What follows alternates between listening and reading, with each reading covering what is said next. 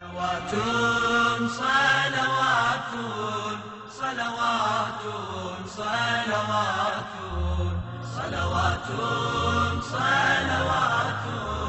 صلوات صلوات صلوات صلوات على محمد۔ جب حاجیوں نے مراسم حج کو انجام دے دیا تو وہ مدینے پہنچے تو مدینے کے لوگ ان کے استقبال کے لیے شہر کے باہر جمع ہوئے۔ امام صادق علیہ السلام بھی حاجیوں کے استقبال کے لیے شہر کے باہر تشریف لے آئے اور حاجیوں سے ان کے حال و احوال کو پوچھنے لگے اور ان کے ساتھ اپنے ہاتھ کو ملایا اور ان کی اس عبادت کی قبولیت اور سلامتی کی دعا کرنے لگے۔ اسی لحظے امام کی نظر اپنے ایک باوفا ساتھی پر پڑی۔ آپ اس کی طرف بڑھے اور اسے خوش آمدید کہا۔ ساتھی نے کہا، اے رسول خدا کے فرزند، وہاں آپ کی جگہ خالی تھی، لیکن اس سفر میں ہم نے آپ کو بہت یاد کیا، خاص طور پر آپ کے شیعیان میں سے ایک شخص ہمارا ہم سفر تھا کہ ہم نے ابھی تک ایسا متقی و پرہیزگار پاک شخص کبھی نہ دیکھا تھا۔ امام نے اس زاہد اور متقی شخص کے بارے میں سوال کیا۔ ساتھی نے جواب دیا، وہ کبھی بھی اپنی طویل عبادت سے تھکتا نہ تھا اور ہر جگہ جہاں ہم قیام کرتے تھے وہ نماز اور ذکر و عبادت اور راز و نیاز میں مشغول رہتا تھا۔ امام نے یہاں اس ساتھی سے سوال کیا، پھر کس نے اس شخص کے کاموں کو انجام دیا؟ ساتھی نے کہا،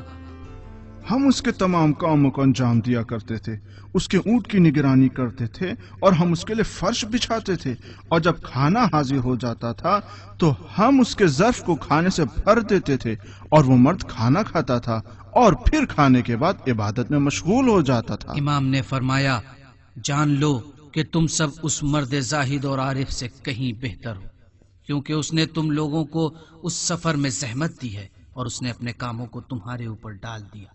جبکہ رسول خدا جو کہ زاہد ترین اور عارف ترین شخص ہیں، جب سفر پر جاتے تھے تو اپنے اونٹ کی نگرانی اور خیال خود کرتے تھے اور اپنے فرش کو خود بچھاتے تھے، اور جب کوئی ان سے تمنا کرتا تھا کہ وہ رسول کے کاموں کو انجام دے تو رسول فرماتے تھے،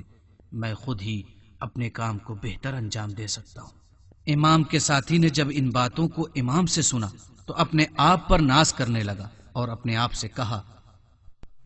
خداوند متعال کا شکر گزار ہوں کہ مجھے توفیق عطا کی کہ فضائل خاندان نبوت کو سمجھوں، کیونکہ وہ دین محمدی کو ہم سے بہتر جانتے ہیں۔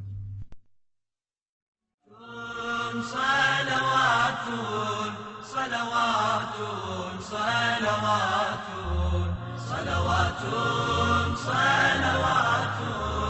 صلوات صلوات صلوات